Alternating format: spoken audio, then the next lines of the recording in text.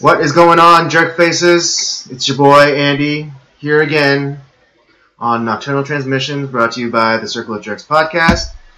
It's a conversation that you could be having during the day, but we're having at night.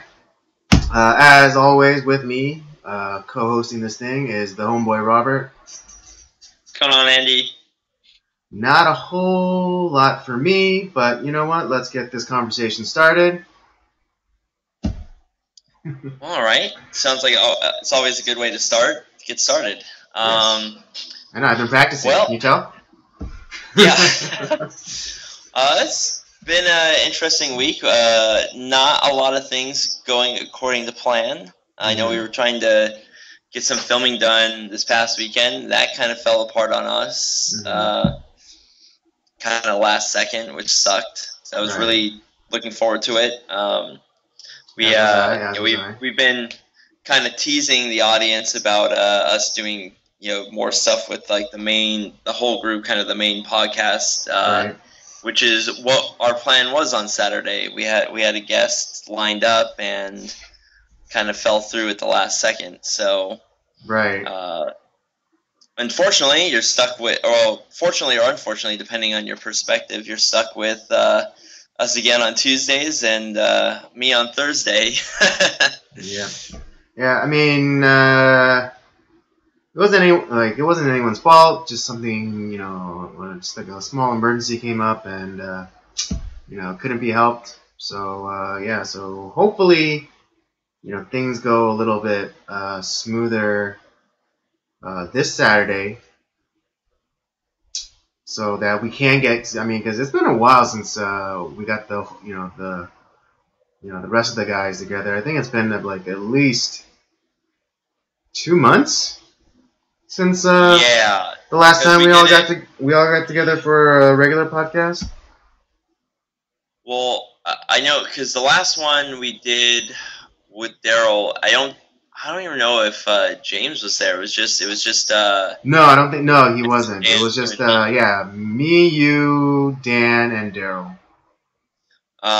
The last time the whole group was together was when we interviewed you.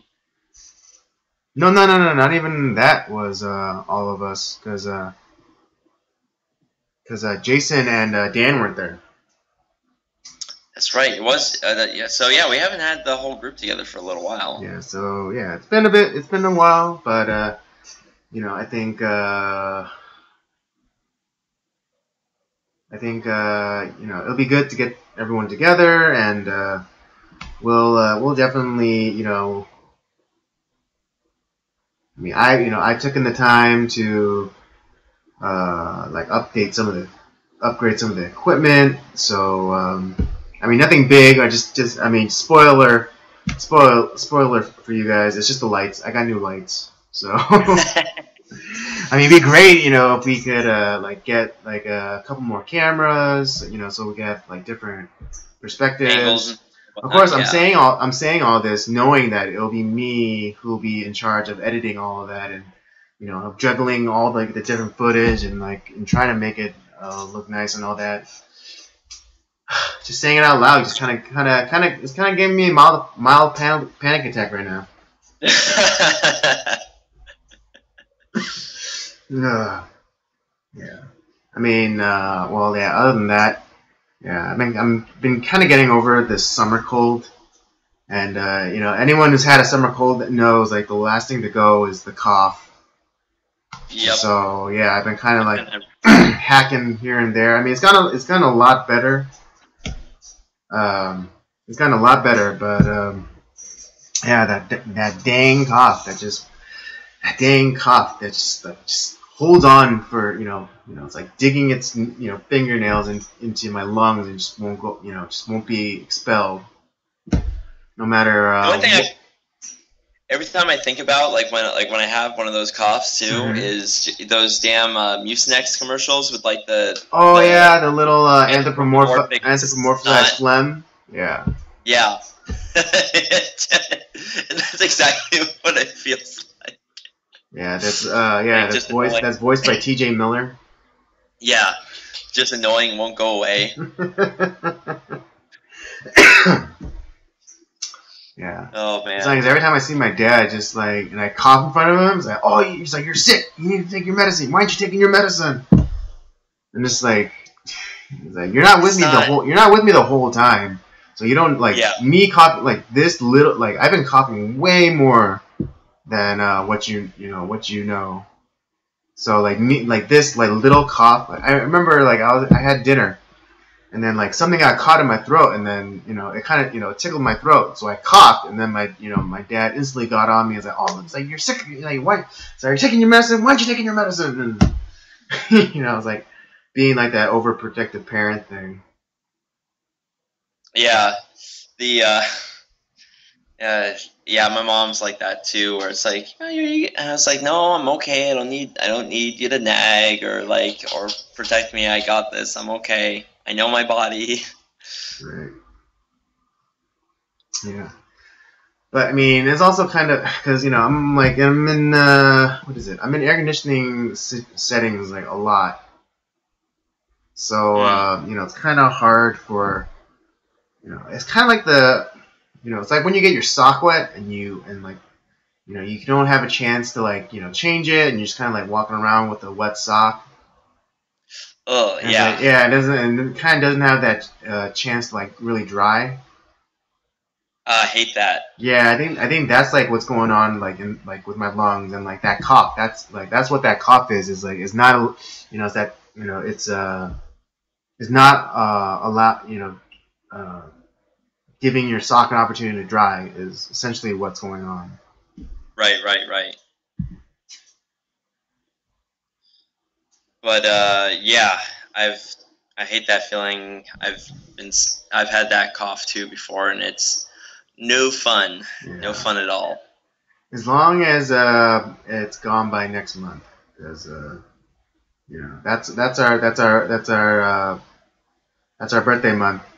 That's our birthday month. Oh yeah, we definitely need to have it done. For those of you who don't know, Andy and I, though we are a couple years apart, we share the same exact birthday. So that's pretty. That was a fun tidbit to learn about each other. Yeah, I don't know. I don't exactly remember how that subject came up, but yeah. I think it came about last year when I was getting my party set up for my 30th. And I had asked you guys, and you're like, "Oh, when's your birthday?" And I was like, "It's October 4th." It's like, "Oh, so's mine." Yeah, I was actually a little bit more surprised because growing up, I mean, yeah, I've known people with October birthdays, but I never known anyone to have the same exact birthday as me. Yeah. Like I had growing up, especially in an elementary school, there are tons of kids with the same birthday.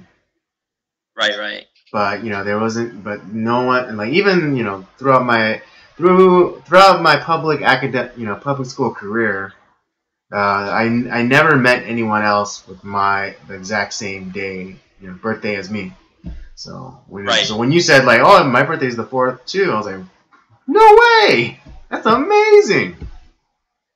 Yeah, that was kind of a weird thing for me too, because same thing. It was just I never expected anyone ever to have this.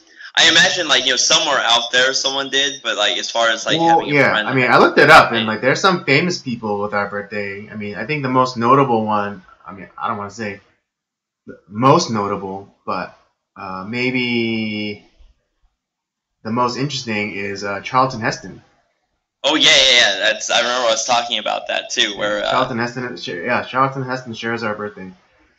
It's a good birthday to share. Right. We can this year we'll give a toast to Charlton Heston. Or we can do a joint party, and the theme could be Charlton Heston. Oh, we can watch Charlton Heston movies. Or come dressed as your favorite Charlton Heston character. I'll go as Commander Taylor. What was his character's name in Soylent Green? Oh, crap! I don't remember off the top of my head. Yeah, I'll just because it's fun. I'll just have like a bottle of because there's actually a nutritional product like a food supplement out there called Soylent. Right. Yeah, so I think I'll just like carry that around, and I'll just like I'll run up to people, it's like I'll run up to strangers and be like, it's people.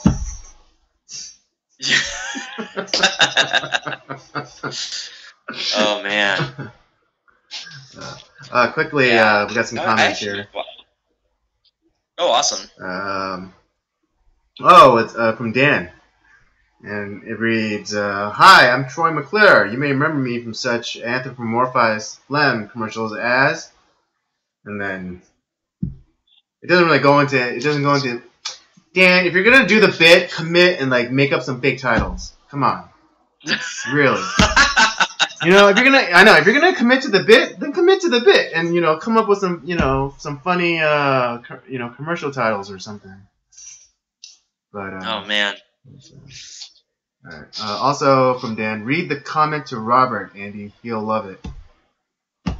Yes. I did love it. He Thank does you, love Dan. it. He does love it. If those of you who are listening don't know, everyone knows that I love The Simpsons wholeheartedly. Yes. But my absolute favorite Simpsons character is probably Troy McClure. And if you don't know who he is, he's a character. Well, he's no longer a character on the show because his voice actor was unfortunately killed. He was murdered, actually. Yes, by a psycho wife. Yeah.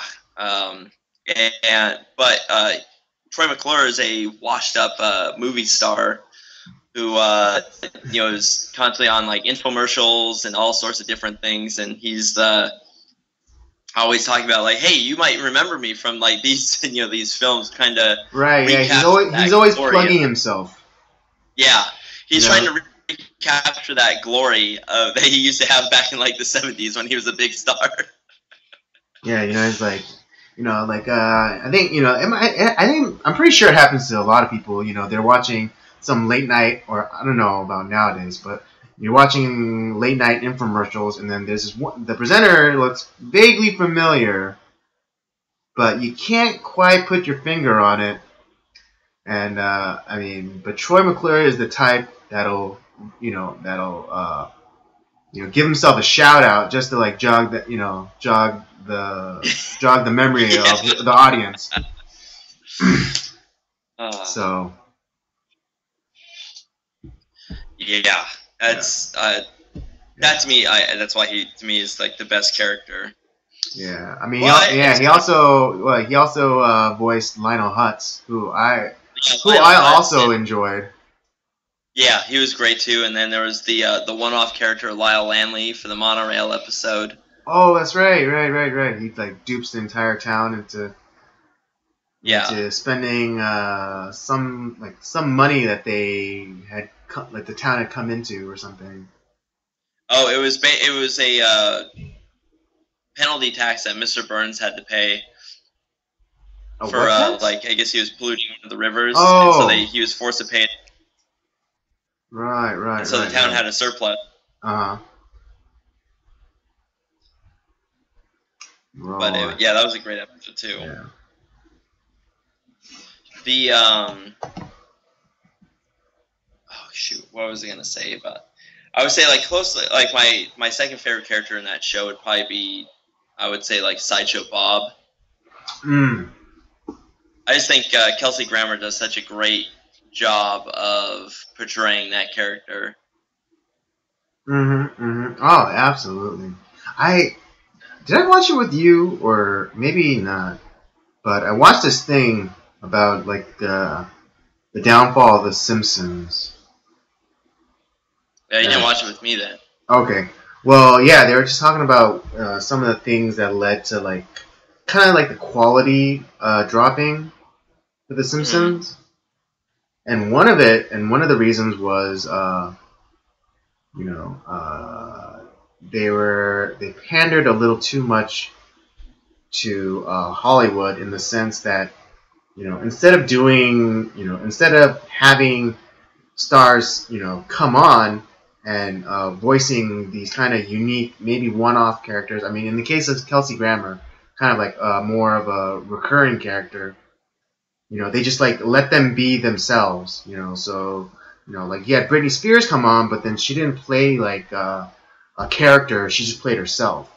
Or yeah, I noticed that there was a lot. Now that I think about it, yeah, that happened that's happening quite a bit more often now. Yeah, and then they were saying like, yeah, it has something to do with yeah, like, well, because like also the writing team like changed drastically as well. Yeah. So like the so the quality of the writing kind of dipped, and so like what is it? The video referenced a book that someone had written about the Simpsons, and just like kind of like kind of like their like the author's kind of theories and like kind of observations that that they've made, and one of them was like writing a scene for the Simpsons, and what was it? And well, they gave two examples. One was like Homer's at an airport, and over the like the PA system, someone says, "Oh, flight 123 is now boarding, fat bald idiots." And then Homer would stand up and say, "That's me." And then like kind of like not actually, but implied rim shot there. And yeah. That was like, yeah, and so that was the first example that they gave. And then the second one was same kind of scenario. Homer's at the airport, and then the same announcement comes over the PA system, but Homer just like is like he's like just sits there and like kind of twiddles his thumbs, and then all of a sudden a flight attendant or like someone that works at the airport comes to him and like clears their throat in front of him, like and then points to a line of like fat bald idiots, and then Homer kind of looks down at his waist, and then kind of sadly lets out a dough. And see by that laughter, that second one was a lot better and a lot more in the line of like that kind of like the first like 4 seasons of like The Simpsons. Right. It was just a little bit more. There's a lot of like out front humor, but there's a lot of great subtle like humor that you can pick up that even though I've watched certain episodes 20 or 30 times, I still pick up new stuff that I didn't remember about. Right. I mean, especially about the episodes with like signs, building names, company names. Mm-hmm. Yeah, and you don't really see it quite as much.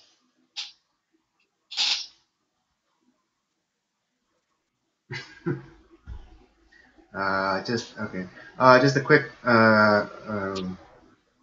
Dan is, I guess, finishing his bit, so I'll do him the courtesy of doing the entire bit, reading the previous comment. Say, "Hi, I'm Troy McClure. You may remember me from such anthropomorphized phlegm commercials as Johnny Sneeze a Lot." Pretty good. Not bad. Not bad. Okay. I'll give you a B. I'll give you a B plus there, Dan.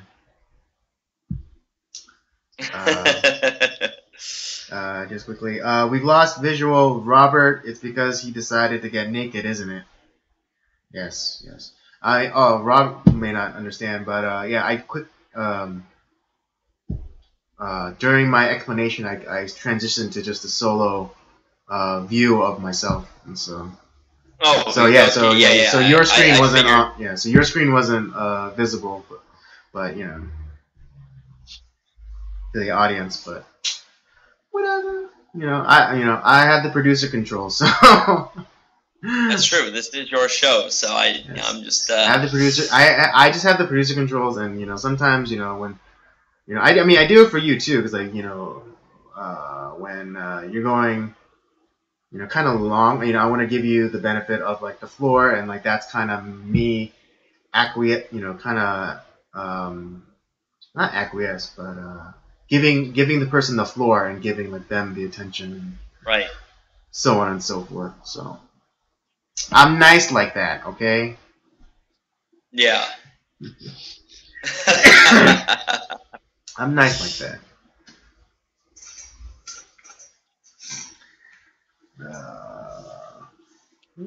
Well, I figured like we were before when we started we kept kind of talking about our growing up, and I don't know, I'm starting to get into that not necessarily horror movie feeling, but I've been watching a lot more disturbing stuff more recently. And starting. Really quickly, yeah. I actually went to go watch. I actually saw it recently, this past weekend. Oh yeah, okay, all right. Let's. I have not seen the new one because I know like what you want to talk about, but I don't know why, but just now I was reminded that I saw it. You watched James, right? I don't know. We could maybe talk about that afterward, but yeah, well, let's just get into what. No, if you want to talk, we can talk about it. That's fine with me. Yeah. I have not seen the new one, but I was a fan of the original. Right. Well, the original one was like a miniseries though for TV. Right. Right. Yeah. Mm-hmm. And yeah, I remember watching it like a long time ago, but I do remember being thoroughly creeped out by Tim Curry as the clown Pennywise. Yeah. Yeah. That was a very disturbing, because I watched that when I was really young too. Mm-hmm. So it really creeped. I think that's I'd probably watch it today and maybe laugh, but back then when I did it, I don't like clowns anymore. I mean, yeah, it's just like because in the early '90s, there's like they were just limited by the technology of their time, and so. Right. They probably couldn't do everything that they wanted to do in terms of like visually, but now that it's current year and we have like all this like technology and we have these really super powerful computers to help us really tell this. Really visualize a story as we want it to be, or just like really like basically pull the image you have out of your brain and put it onto the screen. Yeah. Yeah. It definitely was, because I remember like the miniseries. It's been a while since I've watched it, but it was kind of the idea of those kids that were I guess attacked and like disturbed by Pennywise like when they were younger, and then it's like they come to some sort of kind of a conclusion to like they I don't know, got rid of Pennywise or beat him or somehow like got rid of him, and then a couple decades pass, they're all adults, and then the results of like what Pennywise did came to bear again on those adults, which I thought was kind of it's an interesting idea, at least, where just kind of like where dealing with those characters and like how it affected them growing up, and then having it have kind of that curse of Pennywise continue. I thought that was kind of interesting. I don't know if that they kind of stuck with that motif in the film or not, but it was certainly, for like the miniseries, I thought it was kind of a cool thing that they did. And I will say this: I have not read the book that it goes with, so I don't know how it differs from the book. I just so I can't really speak to that, unfortunately. Mm-hmm. No.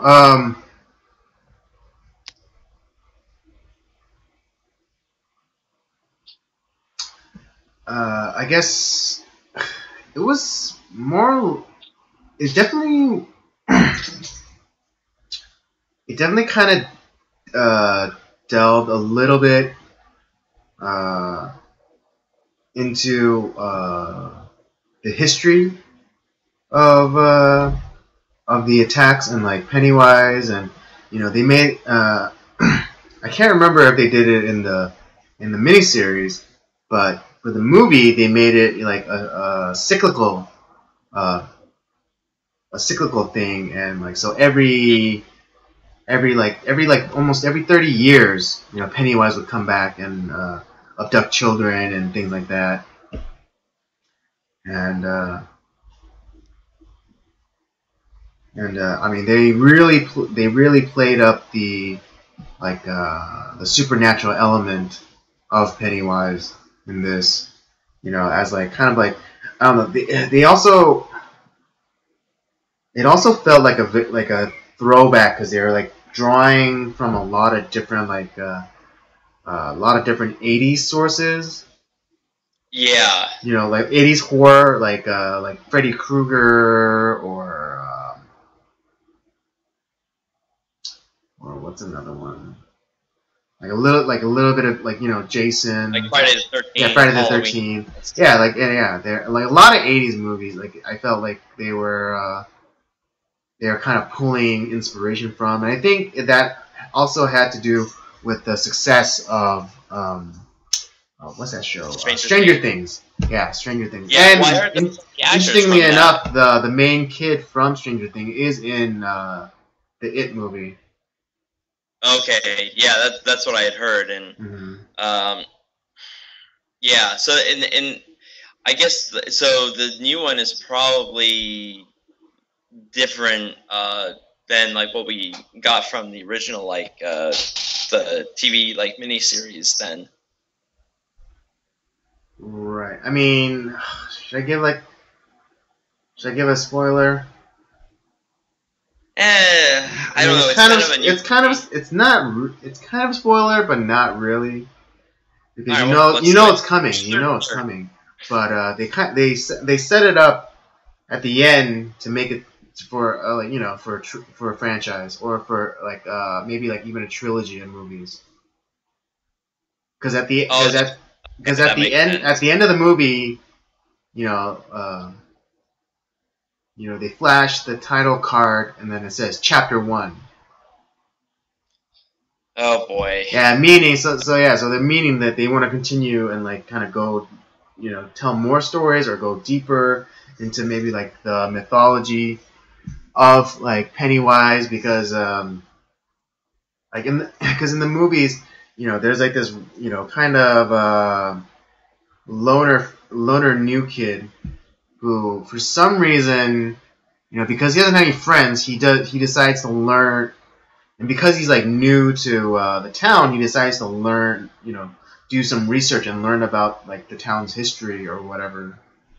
I don't know, but yeah, he then shares like what he's learned with like his new friends, and apparently the town goes back a long time ago, like. Like probably like around colonial times, uh, and they make like, and then like in like some of the uh, documentation and like research that he was like this kid was able to find, they there are like little glimpses of like Pennywise in it. Like there's like this one like lithograph kind of thing of like the original the founders of the town signing like their like a charter or whatever, and like kind of like in the swirls and like in the shadow play, you kind of see you see the you make out the face of Pennywise, right. and so it's like, are you saying like this this entity has been there like since like colonial times, but then he takes on this more modern clown aesthetic? It was like, so how does that necessarily work? Because if he was like, if Right. he was around from like colonial times, he's not gonna look like a modern clown. He's gonna, you know, I mean, it would make more sense that if he was like somehow one of like the founders of the town, or I don't know. Maybe they'll get into it, but I mean, right. Where it's like more of like he was one of the founders of the town, and there was some sort of like, you know, weird, horrific tragedy, or, you know, something. Yeah, like maybe I mean, yeah, there could have been like some sort of traveling circus, and like, you know, yeah, like he got mixed up somehow, like, you know, hitting on the ringmaster's daughter or whatever, and some jealous clown came and like killed him, and so, or I don't know. Yeah, who knows? Who knows? But I mean, technically, I mean, everything technically, you know, it was great. It was a very well done, made movie. Although there's certain, you know, but I was very aware that I was watching a movie. Yeah, I've heard that about it, where it's not like, yeah, there's no point where it's like, is this real, or is this like you didn't, you kind of knew it's like, you knew it was like not real. Yeah, I mean, I don't get lost in it. I'm not, and I mean, I mean, maybe it's because I'm an old man now, but I can tell like exactly when they're building up for like a jump scare. Yeah. You know? And so I see it coming, so I'm not afraid of it. So I'm like, okay, here it goes. So okay, oh, they're gonna go inside there, and then you know, okay, that kid's falling behind, and then like the door's gonna slam, and then, you know, they're gonna get separated, you know, even by just by a room's length, and then they're gonna go into the room, and then this kid, the straggler, is gonna come, and then like on cue, it was like boom, door slams closed. It was like I saw, you know, I saw it coming a mile away. Yeah. But also, what took me out of it immediately was in the beginning, where it's, you know, when you were first introduced to the Pennywise clown, like it's there, they introduce him to us at the very beginning, right? Okay. And so, and he's talking to the little kid, and then you know, like it was the same kind of opening in the miniseries, right? With the little kid in the boat, and like in the storm drain and things like that, right? Right. Okay, and so yeah, so he's like, you know, talking to the kids, like, oh, you want your boat back? And then so like the kid stupidly, you know, reaches in, and then they flash to a shot of Pennywise's teeth, and how they like kind of protrude, kind of like a great white shark. And then it goes, and then he bites onto the kid's arm, but for some reason they cut away to like this shot of this cat that's like on a porch nearby, and it's like, why the hell did you cut away? It totally took me out of the scene, and like, and it kind of ruined it, because like, and then it cuts back, and then the kid's missing an arm, and like blood is kind of like gushing down like the storm drain, and then eventually the kid gets pulled in. But like, yeah, that cutaway from the action like is what took me out of the movie. Yeah, it would be more of like one of the, and I'm more of like what scares me is more of like the anticipation, the unknown, like. So it's where you see, like, you know, Pennywise, like, underneath the, in the storm drain. Mm-hmm. And if, like, yeah, it did kind of have that, like, where it's like, oh, you want your boat back? And then, like, it does cut away to, like, you know, cuts over to the cat, and you just hear, like, the kid screaming, and then all of a sudden he's disappeared. Well, you know, it's one of those things that did he get kidnapped? Did he get eaten? Did he get, you know, that sort of, like, oh, okay, like, and it's like more of like, you don't know what he is exactly, or what his motives are, or what he's trying to do. I think that to me is more of the disturbing, and, scary thing. Right, and because like the outright horror is not like where the outright gore. Right, and then that doesn't do it for me. What was it? and then right away you understand that he's some kind of supernatural being because it's because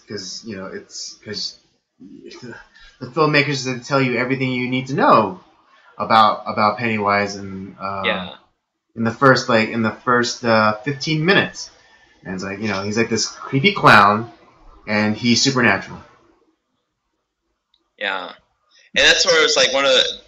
I think the reason why, if I remember correctly, the miniseries was more of left at a lot of the anticipation, not knowing what exactly he was up until very late. And so I think it was like the first part of it is where you finally you start to see the supernatural factor that he has. Right. But before that, up until that point, it's like, oh, is he some sort of weird pedophile that's attacking kids? Is he some serial killer or both? Mm-hmm. And I also kind of okay. Speaking of another weird thing about me, I do have kind of a fascination with serial killers. I read up about them because I kind of find them a little interesting, and I wonder if the idea of Pennywise or the book It, there was a guy by the name of William Gacy. He dressed up as a clown and killed people. Yeah. And some of the horrific shit that he did to kids, oh my god, it was gross. Where he built this underground labyrinth catacombs underneath his house and would store the dead bodies of kids in his house. I wouldn't be surprised because again, I can't because it's such a long time since I saw the miniseries. In the movie, you do see where he's keeping the kids, but it's again one of those kind of supernatural things where he's I don't know, kind of like Freddy, where he feeds off of fear. He does that kind of thing, but for some reason he has all the kids that he's ever abducted or grabbed, and he has them kind of suspended in the air. Kind of magically, and he's somehow feeding off their fears, even though there's some kids again because in the movie they said he comes out every 30 years, so supposedly he has kids from longer than 30 years ago, and so right.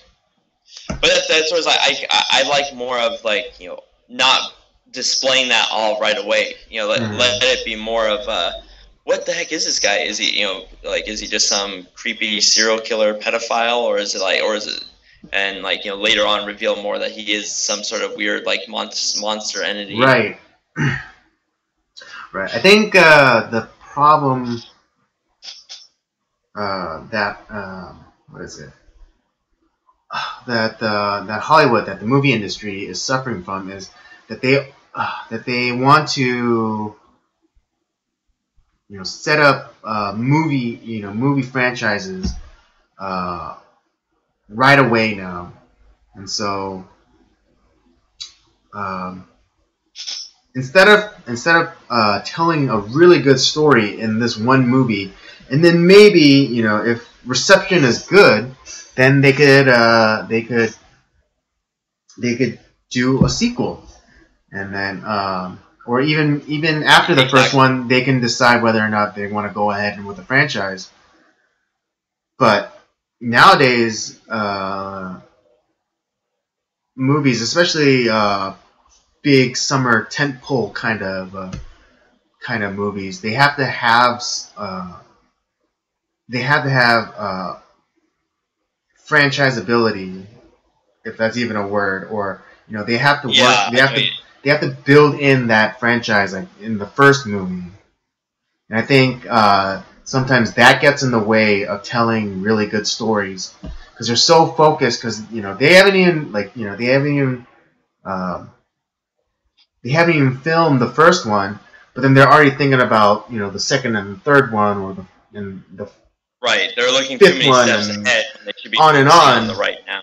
And so they're too distracted by setting up and making sure you set up everything so it'll keep going, as opposed to just hey, let's just make this really cool story, and and if people receive this initial offering well enough, then we could you know, we could entertain the idea of a second one. Yeah. But, I like I said, eventually I'll probably see the new one. I kind of want to rewatch the old miniseries too, just to kind of get back to that. And, I don't know, maybe at some point I need to read the book too, just to see what was different in that one. But I guess that'll be our one of the movies of the week. Although from the one thing I was wanting to talk about today is I guess more also kind of on the disturbing side and very independent short films or some shorts that are up on YouTube. I was finally finished watching all of the Salad Fingers and the Don't Hug Me, I'm Scared videos, and how highly disturbing and also very awesome those were. Yeah, no. Since it's a long time since I've seen those, yeah, and then I you had told me that you kind of brought it up, and then and you also recommended me to go watch them, and yeah, I mean when they initially came out, I was already in my 20s, and so they didn't scare me, but they were very unsettling. Yeah. And I like the idea. No, I'm sorry. No. Go ahead. Oh no, I was saying with the Salad Fingers videos, just the it's not exactly super high budget animation. It's kind of very rudimentary, but right. It was like the early days of Flash. Yeah, the idea of the stuff that's going on in those videos and some of the themes behind it, it's very grotesque and disturbing in a sense. The idea of Salad Fingers is he's kind of this guy with a completely fractured mind, and a lot of murder and death and just this complete wasteland that he lives in. Right. And then the theories that go along with the Salad Fingers videos too, people trying to guess what the hell is going on, those also are very, very intriguing. Yeah, on YouTube, the film theorist guys, they put forth really interesting analysis, I guess you would call it, and very interesting on how they were able to break things down, and this guy's probably has some sort of dissociative disorder, and and he has this aversion to children for some reason, because every instance that there's a child in the episodes, he's always kind of trying to distance himself from it. Yeah, he's either running away, hiding, or just abandoning the child figure. And then just the I still don't know what the hell the guy with I forget his name, but with the barbecue shirt on that he ends up killing. Oh, and then speaking of the children too, there's that one kid that he lets burn in the oven. Oh right, the varsity jacket kid. Yeah, and then but then there's the guy with the barbecue shirt on that like he ends up being murdered and like hung up on a hook until he like decays and falls off of it, and it's just really grotesque. Oh yeah. Yeah, very disturbing. I mean, anyway, it did come out in like what is it, the early 2000s or mid to late 2000s. I think it was like 2005 or 6 when it first started coming out, and I think it just finished about a year or so ago. Right. And it was one of those it was kind of revolutionary for its time, because I think at that in the like 2000. Well, wait, YouTube wasn't a thing until like 07. Right. But it was that time when YouTube was becoming, I guess, what we know of it today, with like content creators and like shows and things like this. And I guess this was I think the first kind of attempt at kind of low budget or creator horror. Yeah. And I mean, I think to some extent it was successful, because what was it? Yeah, they're people. I remember hearing that they're about young kids and stuff, like genuinely afraid of this thing, and how they described it as being genuinely afraid of watching those videos. Yeah. And so I think it was one of the things where, like, because I watched them like super late at night, and I was like, and it was pretty. It's like, oh boy, it's a little disturbing. But no, I liked it. It's interesting, and trying to, and watching it all at the same time, you kind of get an idea of how things connect, and like, there's like little Easter eggs that connect stuff that right.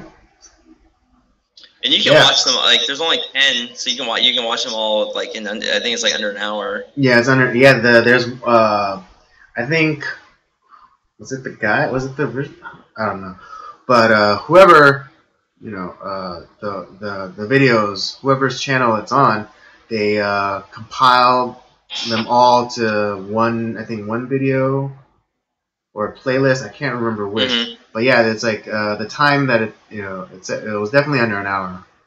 So yeah, if you have an hour to kill, and you really don't have anything better to watch, then watch it. I think I mean, if you just want a good like scare, or just want to feel some kind, just a sense of put a sense of unease into your stomach, then that's I highly recommend it then.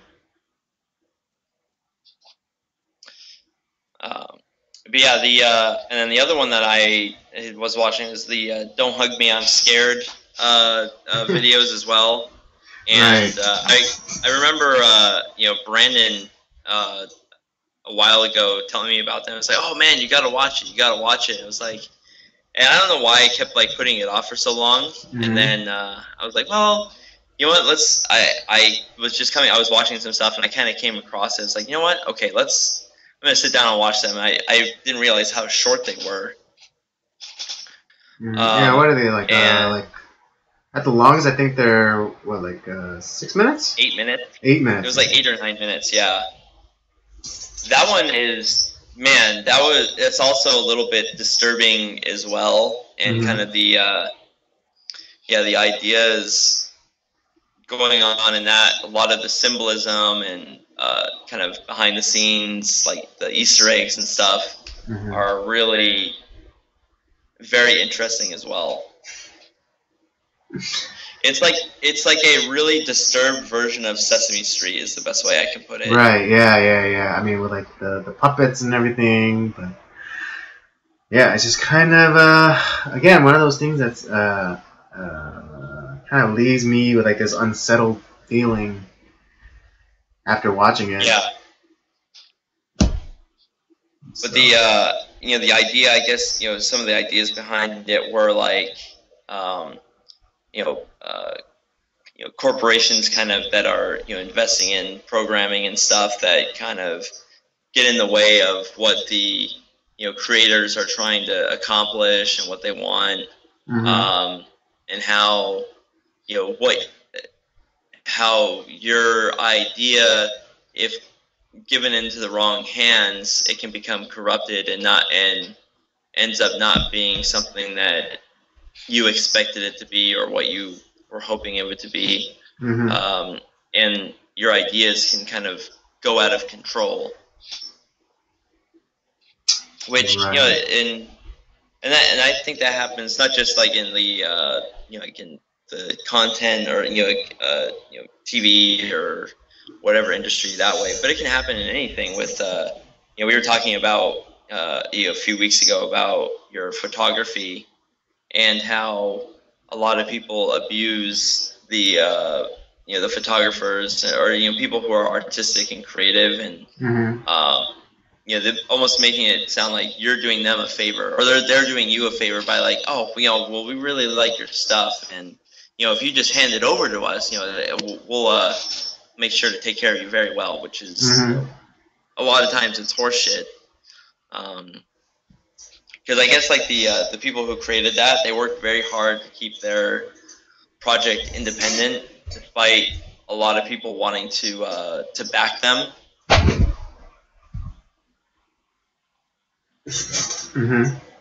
And so that was kind of a lot of their songs and like a lot of the background stuff that you see in the show, you kind of see that that symbolism of that idea throughout it, which is very interesting. Right, like selling your soul and giving up creative control.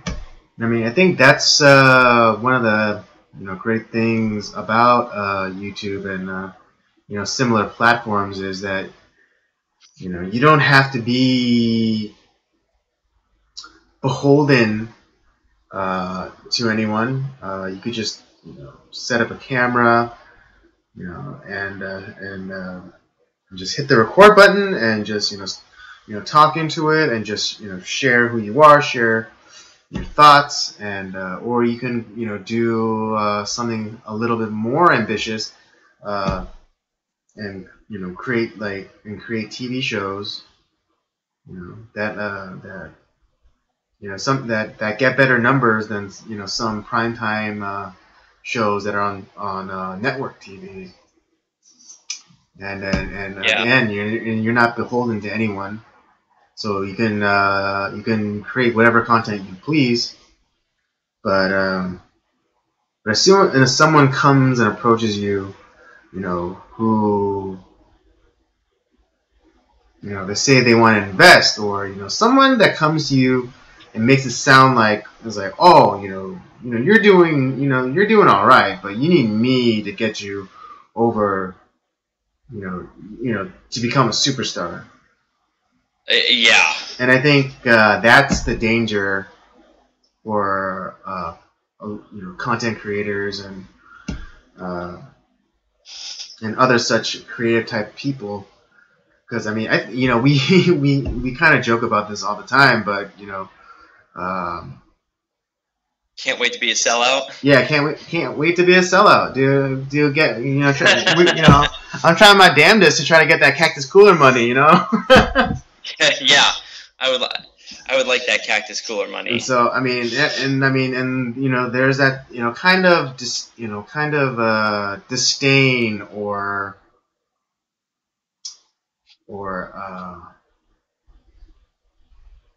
I guess in a sense piety.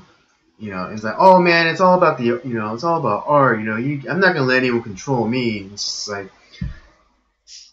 yeah, But there's that other side where it's like, it'd be really nice to, go to a restaurant and not have to look at the prices before I order something, or, um,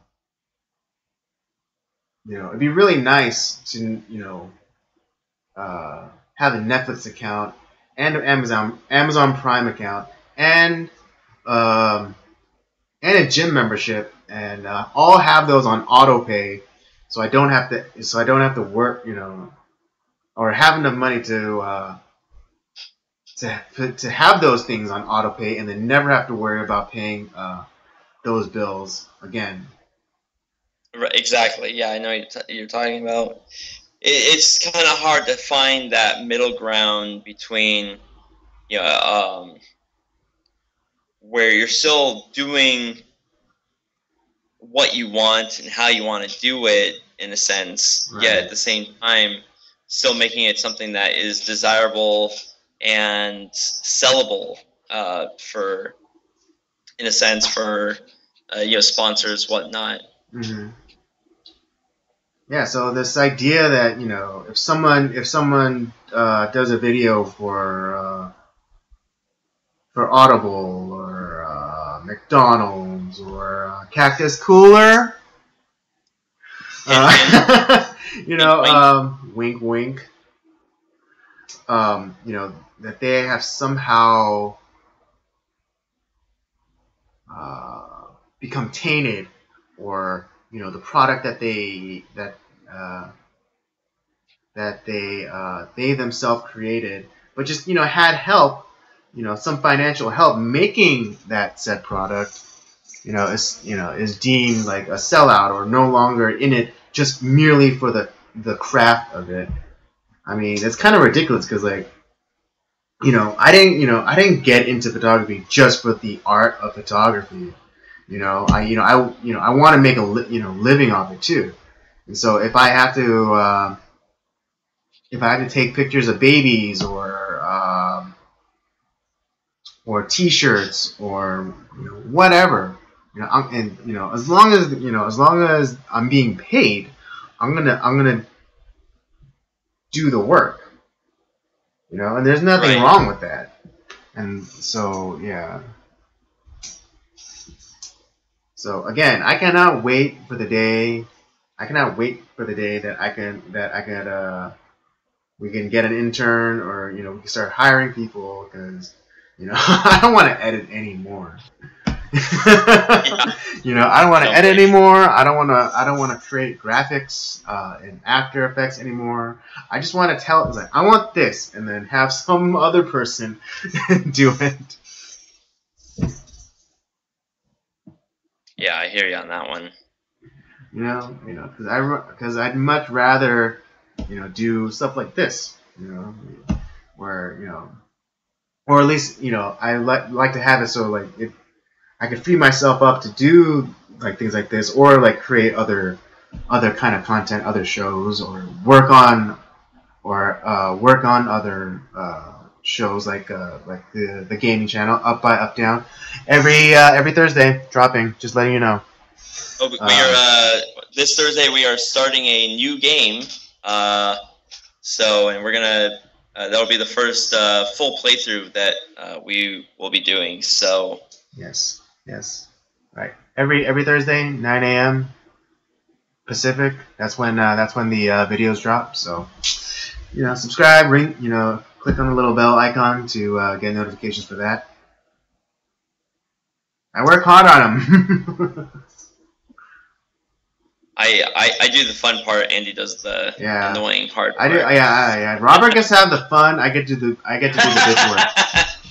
Yeah. Robert has all the fun. I do the bitch work. Well, the next game that we did was very tough. Trust me, that was a tough time. Are we thinking of the same? Are we thinking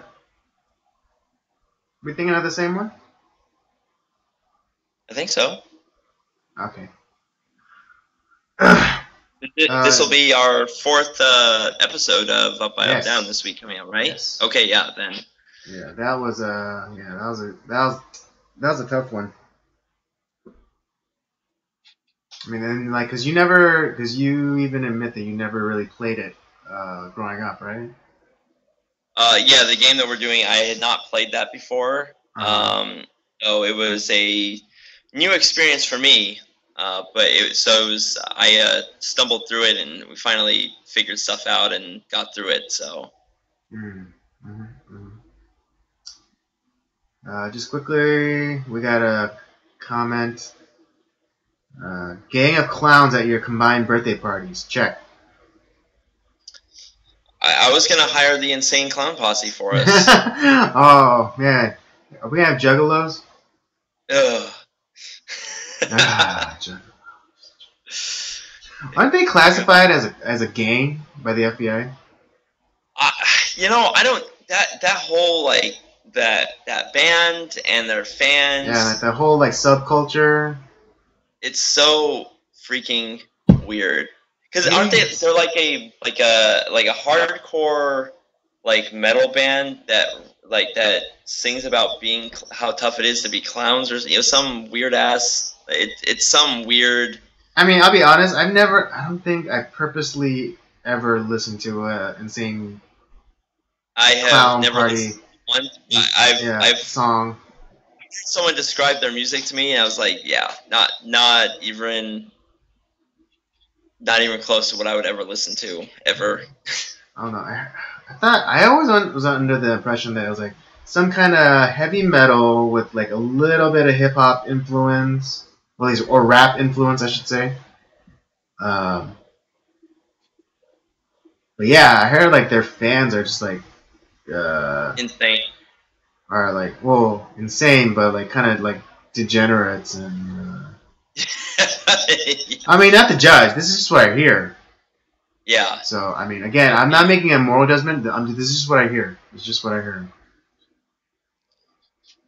There's a comedian by the name of Joe DeRosa who he had a bit about like his worst gig ever as a stand-up comic, and he was talking about how his manager at the time, he's like, and the keyword was my manager. He ended up having to. He was the opener for the Insane Clown Posse, right? And he had to. They were like deep in the woods where they were having their concert, and getting picked up in a van with like no back seat. And at the time I was like, and it's like his fear's like, yeah, clown rape was gonna happen. And it's coming right at me. And he was starting to do his bit, and he was getting heckled by one of the female juggalos. And he was like, "Shut up, whore! Die, whore!" And they started shouting it like in unison, like, "Family!" And he's like, that was the most disturbing and scary thing ever. And it's like all he wanted to do was like get the heck out of there and like get his money and get out. And then so he was like, yeah, it was like the worst bit ever. And it was a very hilarious bit telling that story about it. But yeah, if you're looking for disturbing stuff to watch this week, and you got some a couple hours on your hand, you can watch the new It.